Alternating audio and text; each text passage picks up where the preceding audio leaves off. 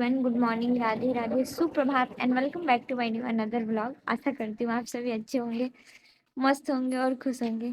वैसे तो सुबह तक सीमा की आने की संभावनाएं थी, लेकिन सीमा भी नहीं आई।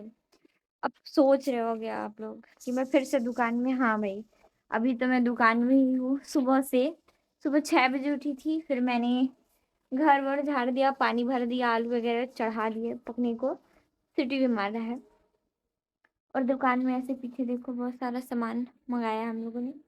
खत्म हो गया था पूरा, 1 कार्टून, 2 कार्टून, 3, 4, 5 ऐसे करके। तो इसको सही जगह पर जमाने का भी काम है।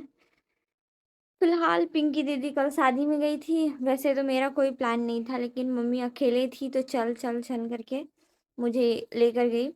और फिर हम थोड़ा लेट आए, काफ़ी ज़्यादा लेट, अप्रोक्स 12 बज गया था, 12-10। तो मतलब कह सकते हैं कि पिंकी हिना के घर पर ही रुक गई, मामी के यहाँ। और मैं मम्मी थे तो मम्मी सुबह सुबह दुकान निकल गई और मैं दुकान पर यहाँ पे बैठी हुई हूँ। सो भाई, जो चीज़ें हो रही है, होनी है, उसे हम बदल नहीं सकते। जो चीज़ें हमें चाहिए उसके लिए बदलाव तो नहीं, लेकिन मेहनत की काफ़ी ज़्यादा ज़रूरत होती है। कल मेरा मन नहीं था, लेकिन क्या कर सकते हैं, बाकी सारी चीज़ों पर ध्यान नहीं देते हैं। घर के काम निपट गए हैं, अब मेरी पढ़ाई निपटानी है। तो निपटाने के बाद देखते हैं सीमा कब तक आती है। आज 18 है शायद, आज 19 है, 19। सो पिंकी भी अभी तक उठ कर आई नहीं, 8 बज गया लगभग। देखते हैं ये दोनों क्या करते हैं। का चाहिए नित्या? कदे चीज बोलो, जो चाहिए ले लो, जो चाहिए लो। ओए नित्या, नित्या क्या लेगी? क्या चाहिए? मुँह क्या बना रही है सड़ा सा है? वैसे तो कहा जाता है कि कोई भी काम मुश्किल और आसान नहीं होता अगर मान लिया जाए तो, लेकिन दुकानदार होना भी कोई आसान काम नहीं है। छोटे बच्चों को जो बोल नहीं पाते, लेकिन उन्हें कुछ कुछ चीज़ें चाहिए होती है, उनसे डील करना थोड़ा मुश्किल है अगर उनके गार्जियन उनके साथ नहीं आते। मेरे दुकान में कई बार ऐसे छोटे छोटे बच्चे आते हैं जो सही से बोल नहीं पाते, लेकिन उन्हें कुछ ना कुछ चाहिए होता है। ये प्रॉब्लम थोड़ा मेरे लिए मुश्किल होता है, लेकिन मुझे बच्चों की भाषा थोड़ी समझ में आती है, ज़्यादा नहीं, थोड़ी थोड़ी ही आती है, तो मैं डील कर लेती हूँ। और जब डील होता है तब बच्चे खुशी खुशी अपना सामान लेकर चले जाते हैं। पहले नित्या और बाद में वैष्णवी आई थोड़ी बहुत, तो मैंने इन्हें परेशान किया और बाद में इन्हें इनकी मनपसंद की चीज़ें देकर मैं इन्हें भेज देती हूँ। फिर अपना जो भी काम था वो निपटाने लगती हूँ। भाई दुकान का बहुत सारा काम था, सामान पूरा दुकान पर खाली था, तो हमने ऑर्डर किया था और उसे सही जगह पर व्यवस्थित करना मेरी पहली जिम्मेदारी थी आज की। कहने को तो सारे लोग एक बात कहते हैं कि दुकान में जब तुम रहती हो तो दुकान का रंगत ही अलग रहता है। पिंकी सीमा थोड़ा कम जिम्मेदारी उठाते हैं, हालांकि इन दोनों के ऊपर भी सारे बोझ हैं, तो धीरे धीरे ये लोग जिम्मेदारी निभा रहे हैं, लेकिन फिर भी थोड़ी सी इन्हें और अकल की ज़रूरत थी। घर वालों ने अलग प्लान बनाया था तो चूल्हा भी जलाया गया। मालूम नहीं चूल्हे पर क्या बनेगा। थोड़ा मुझे बहुत ज़्यादा गुस्सा भी आ रहा है और मैं काफ़ी ज़्यादा परेशान भी हूँ। मुझे चीखने चिल्लाने का भी मन कर रहा था। इवन मैं कम से कम अभी से आधे एक घंटे पहले बहुत रोई। रोने का केवल एक कारण कि सुबह उठकर जल्दी जल्दी से मैंने आधा काम फिनिश कर दिया कि चलो बैठ कर पिंकी अपना मतलब जो भी चीज़ है दुकान देखेगी। और फिर दुकान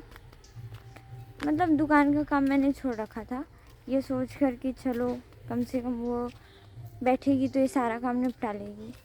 8 बजे उठी वो और उसके बाद कह रही कि मेरा मेहंदी ऑर्डर है, मैं जा रही बर्तन धोने और खाना बनाने। उसको बनाते ही 10 बज गया, 10 साढ़े 10। अभी मैं कुछ सामान था मेरा, मतलब मुझे कुछ कपड़े चाहिए थे, तो मैं वही लेने आई थी। पता नहीं लोग घर के बड़े बच्चे को जितनी जिम्मेदारी समझा पाते हैं, छोटों को क्यों नहीं।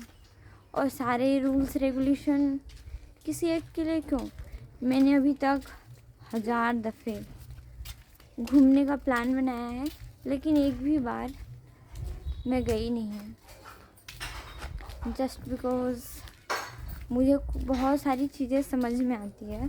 मैंने तो सोचा भी कई बार, लेकिन कोई नहीं। किसी को घूमना है, किसी को पैसे कमाने हैं, और किसी को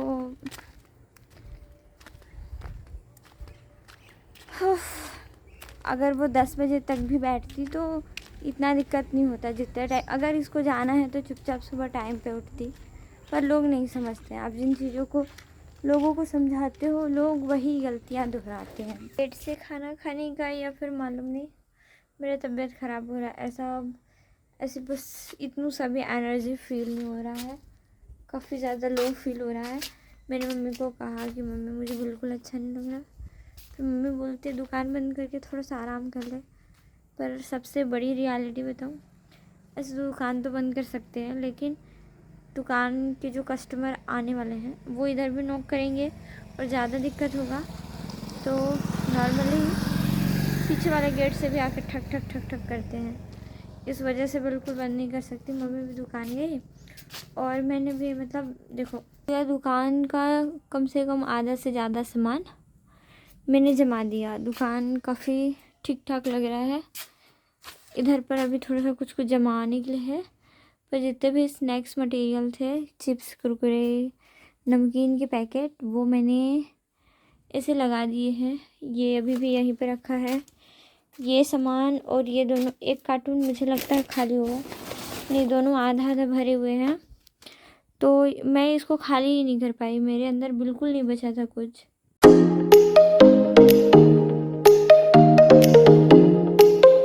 अचानक तबीयत ख़राब होने का मतलब तो मुझे नहीं पता, पर काफ़ी ज़्यादा स्ट्रेस और शायद कल की अधूरी नींद, पर अधूरी नींद की वजह से ये प्रॉब्लम तो पॉसिबल नहीं था, लेकिन काफ़ी ज़्यादा मुझे बार बार नींद आ रहा था।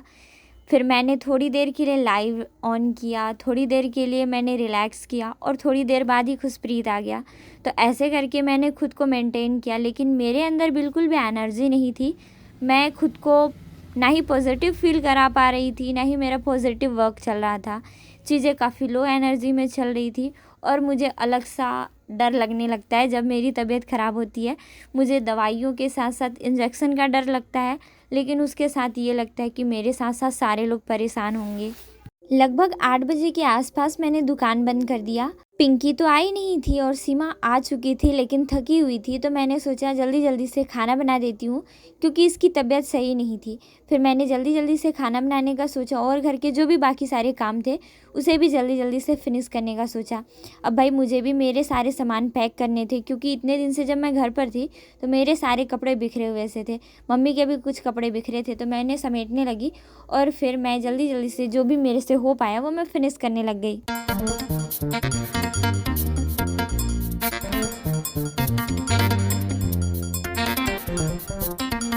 सारे लोग बहुत ज़्यादा थके हुए थे, तो मैंने सोचा खाना बनाने का काम मैं ही कर देती हूँ। भले ही मुझसे हो नहीं रहा था, लेकिन मैंने किया। और इधर से मैं एक तरफ सारे काम निपटाने के बाद अपना बैग जल्दी जल्दी से पैक करने लगती हूँ। पर पैक करने के बाद भी मैं रूम नहीं गई, क्योंकि रात को मेरी तबीयत बहुत ज़्यादा ख़राब हो गई थी और मैं रिस्क लेना नहीं चाहती थी। तो रात को मैं बिना खाए ही घर पर ही सो गई।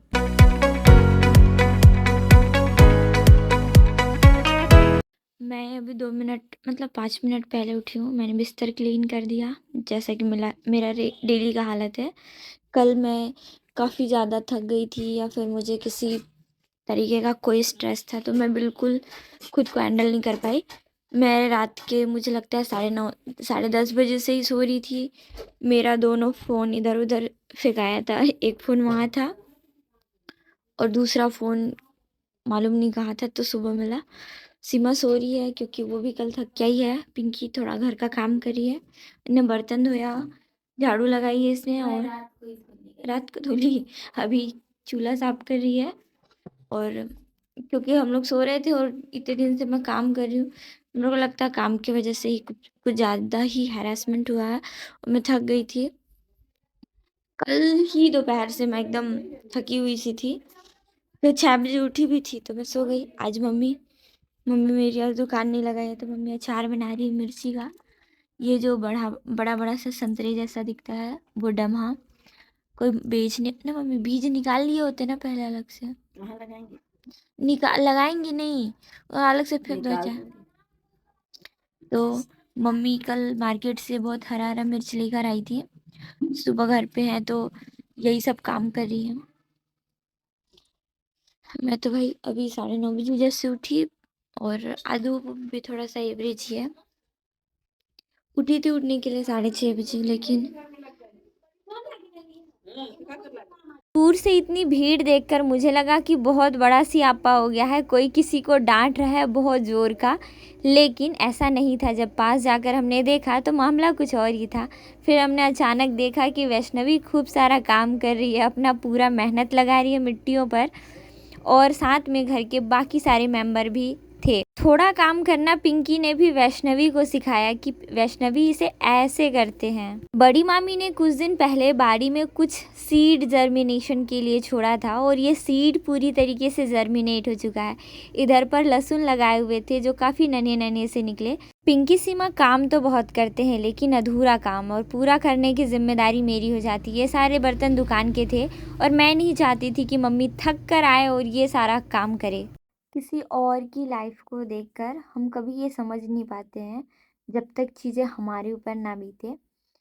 कहने के लिए तो जिम्मेदारी केवल एक शब्द है समझने वालों के लिए, लेकिन जिन पर बीतती है उनके सारे शौक, सारे ख्वाब, सारे सपने, सब कुछ अधूरा रह जाता है। ऐसे घर के मिडिल या फिर छोटे बच्चे नहीं समझ सकते। बड़े बच्चों के ऊपर ना बिना कहे कई सारी जिम्मेदारियां होती हैं। कल तो मेरा तबीयत ख़राब हो गया तो मैं नहीं जा पाई रूम, और कल ही मैंने बैग वगैरह सब पैक कर लिया था। फिर बिना खाए पिए मैं सो गई पहले तो। फिर सुबह जब उठी तो 6 बज रहा था, फिर मैंने सोचा चले जाओ, पर ठंड थोड़ी सी ज़्यादा थी तो नहीं, मैं सोची थोड़ी देर से जाऊँगी। फिर उठी लेट था, फिर नहाई धोई खाई पी, फिर जा रही थी तब पता चला सीमा उठी तो तबीयत उसका ख़राब है। तो ऐसे करके चीज़ें बस इंसान छोड़ नहीं पाता है।